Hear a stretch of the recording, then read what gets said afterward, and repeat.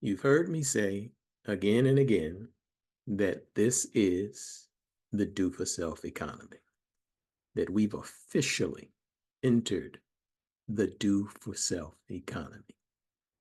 Now, just hearing that, you may wonder, what is do for self economy? What does that actually mean? Some in the nationalist community or the progressive movements of the fifth civil rights movements of the 50s, 60s, and 70s, Black Power, they may know or are very familiar with the term do for self, right? It's a term that was very popular in the 60s as it relates to our people. But most people stop right there and just think it was just an economic phrase. There's literally a historical backdrop that I think needs to be addressed. Now, I've touched on it again in many videos, but I kind of want to just go directly to it when we're talking about do for self and how it's actually our nature to do for self. According to all scripture that I've come across, and I've studied, I don't want to say all of them, but I've done a comparative analysis, comparative study amongst especially the three great monotheistic religions. Even in the other spiritual texts, it's there, but it's really there in the three great monotheistic religions that most people are familiar with, is that God created all of his creatures with the capacity and the ability to do something for themselves. From the worm to the bird to the animals in the jungle, all creatures, the smallest insect is not waiting on someone else to feed it, to house it, to provide for its sustenance. All of God's creatures have that ability, have the capacity to do something for themselves. It's just the way that God constructed things. It's life. Life forces you to do something for yourself. And out of all of his creatures, according to these religions that I just talked about, the three great monotheistic religions, the human being is the greatest of God's creation.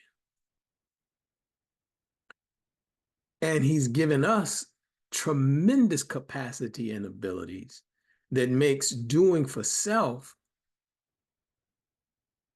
of paramount importance, because if we don't do for self, we tend to devolve into animalistic behavior.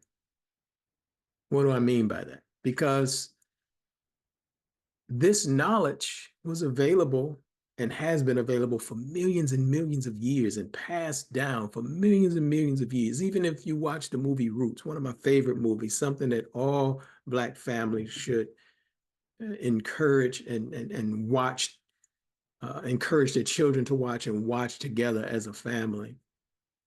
If you notice the ritual when Kunta Kinte was born, his father took him out. They were in the jungles, took him out and held him up, to the universe and said, behold, the only thing greater than yourself, right? Again, nothing is greater than the human being except God and his creation itself. So we all have this power to do for self. And this knowledge was passed on and passed on and passed on. And so the question may arise, well, Brother Bedford, if that's the case, what happened? And that's really what I want to get to. I kind of wanted to lay that backdrop to kind of get to what happened. Why don't we think like that? Why don't we function like that anymore? What happened? Slavery happened.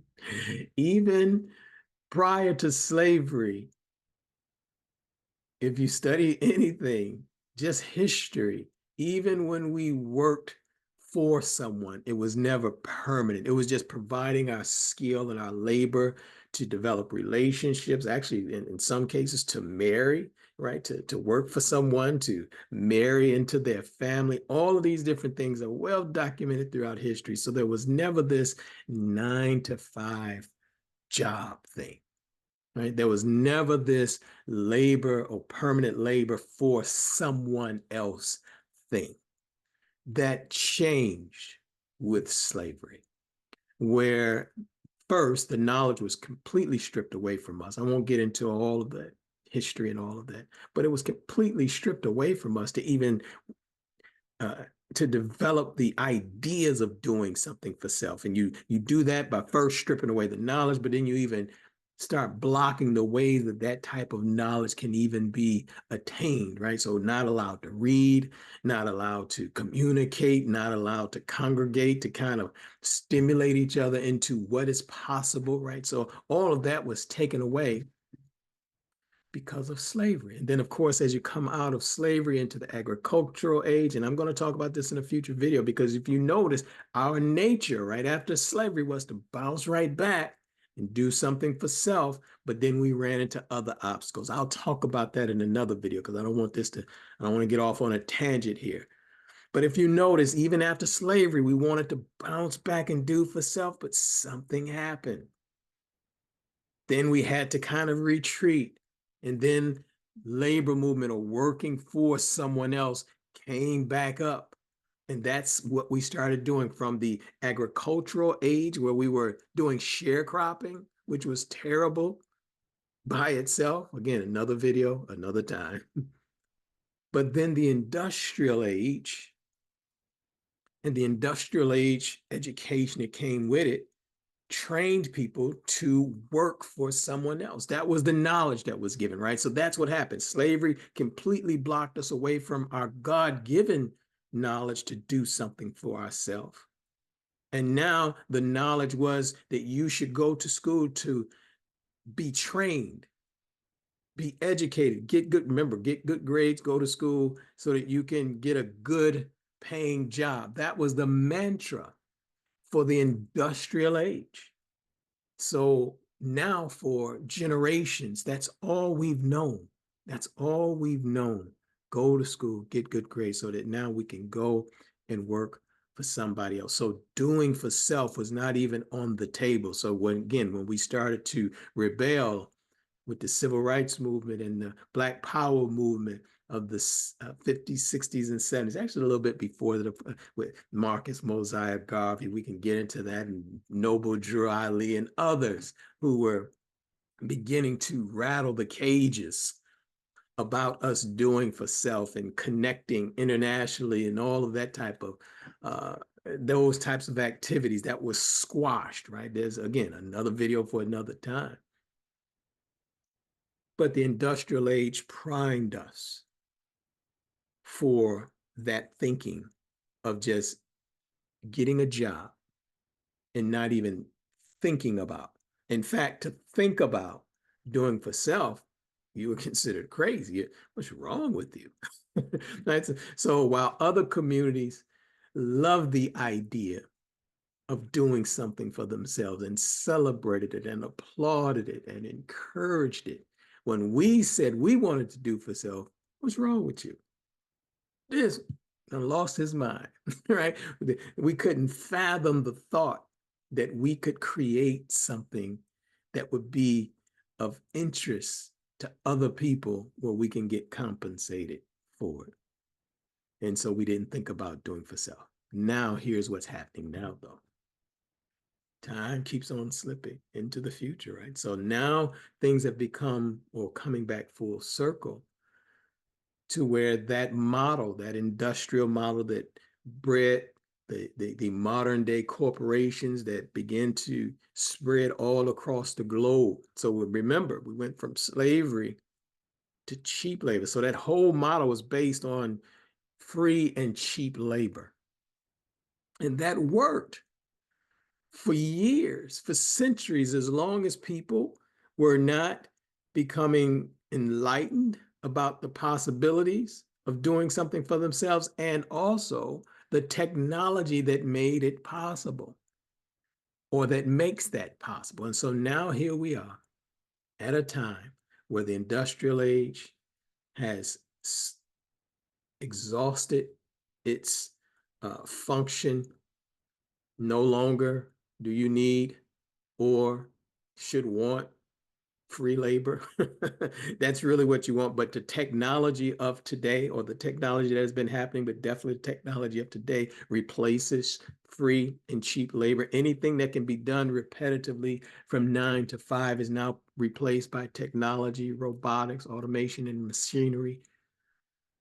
So all of these people that have been trained, or all of the people who were enslaved, or all of the children that worked overseas for cheap labor, now there's machine and technology and robotics that replaces that. So now what happens to all of these, not just hundreds of people, thousands of people, hundreds of thousands of people, we're talking about millions of people now, where the education was go to school, get good grades, and you'll get a good paying job, or that your labor is to work for someone. Now all of that model is being turned upside down, but now you have millions of people. And this is why we have millions of people struggling, people impoverished, because that was the way to uh, success. That was the way to income. That was the way to wealth. And now that you've changed that model, that paradigm has shifted. Now, what do human beings do?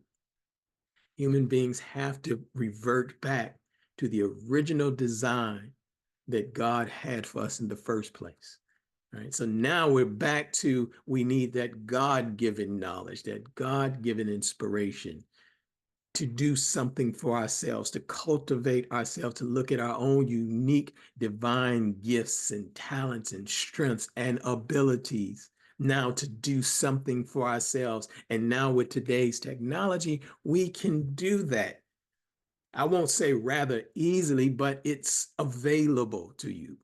I won't say easy because you still have to do something, right? You still have to till the ground. You still have to cultivate the ground. I'm speaking of yourself. We still have to develop ourselves so that now we have not just the capacity, but now we have the capabilities to do something for ourselves. And so we're in that time, but that's why I say we've officially entered into this time. And of course, it has been exacerbated by the political structure. Again, that's another video for another time.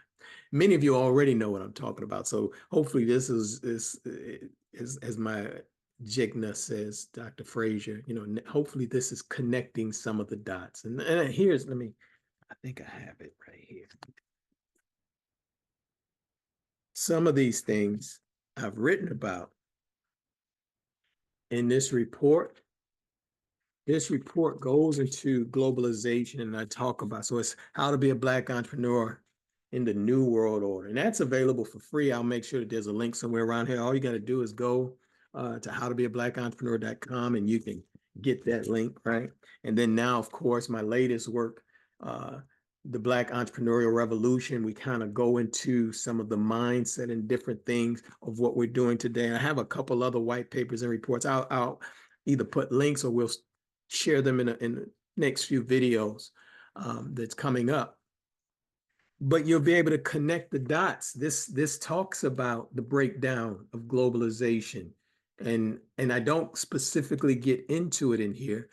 And also I will do a video on it, because I do think that connection between tariffs and what that means, and with the global economy from I start talking about globalization in here, the start of it from 1944 with the Bretton Woods Agreement, and how, again, this industrialized, this corporate, multinational corporations, how this spread across the world, but then how it comes to an end, which ushers in this era that we're in now, this do for self economy. Again, reverting back to God's original purpose for us. At least that's what we should be doing. Because if we don't, those who are in power, they're hell bent on saying, well, we have no more use for you, right? There are no more jobs for you. It's either slavery or what, right? There's a funny video a sister did online about slavery and how they could purchase more and more slaves. But then as we got out of slavery, what could you buy then? But now as you can become, president or rulers, what can you buy now? And now getting back to, well, if I can't, we bought everything else. What else is there to buy? Well, let's buy more slaves, right? So either, and Dr. Frazier would say that we're working ourselves back into a second slavery. So that's the thinking amongst some people.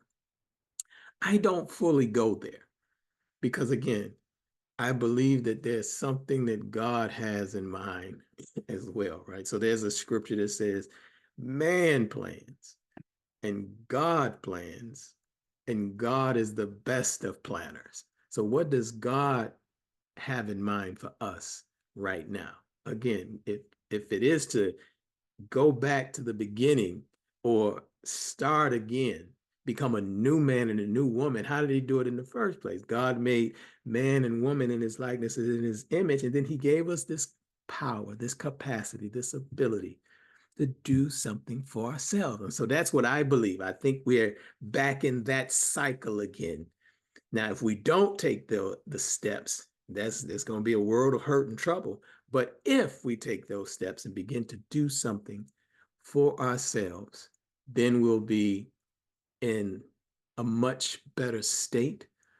We'll be more fulfilled. And to be quite honest with you, we'll be more happy, more joyous, because now we'll be aligning ourselves with the purpose of our original design, not to be slaves, but to become reflections of the Creator and helping to build a new reality and a new world. That's what doing for self is going to foster in. And so this is what the do for self economy is. It's macro, which is the broader thing, us collectively as a people, but it's also micro. This is what I've been talking about with entrepreneurship. And so I'm just going to read since I've kind of given you this backdrop, I just got a couple more sentences here of what, and I wrote it down so that the video won't get long because the brother can talk. So I guess, so sometimes I got to have something here to kind of contain me because I can go. A brother can go if he's gone, if he's let loose. And so I said, let me kind of give the backdrop, which I hope I've done. A look, I'll know better. You'll let me know. Just if that was sufficient, let me know below the video. Make sure that you subscribe and let others know. I keep forgetting to say that in some of the other videos. If you like the content, if you like what we're sharing, like and subscribe so that other people can, if other people are interested in Black economic development and Black entrepreneurship, so that they can be notified. This helps YouTube and other places share the video with like-minded people. So like, subscribe, share, invite some people, argue, debate. That's what, comment sections is for, I guess, to do that. But if you understand what I mean or what I've been sharing about the historical, and I would even say spiritual dynamic or aspect of doing for self so far, just let me know that you understand that below. Or again, you can email me, brobedford@brobedford.com. I'm open for conversation and dialogue.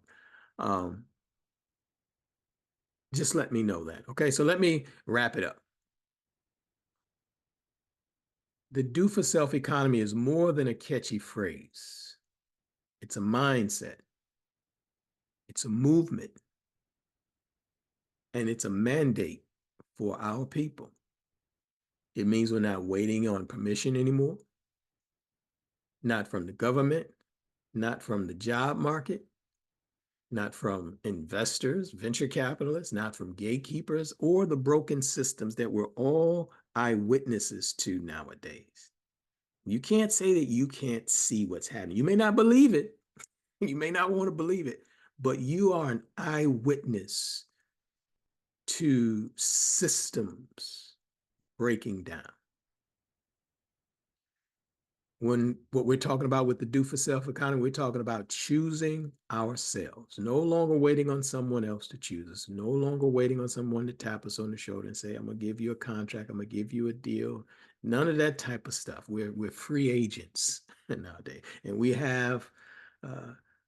want to start functioning from high agency and not low agency, where we need someone to do this for us. And we'll talk about that stuff in future videos.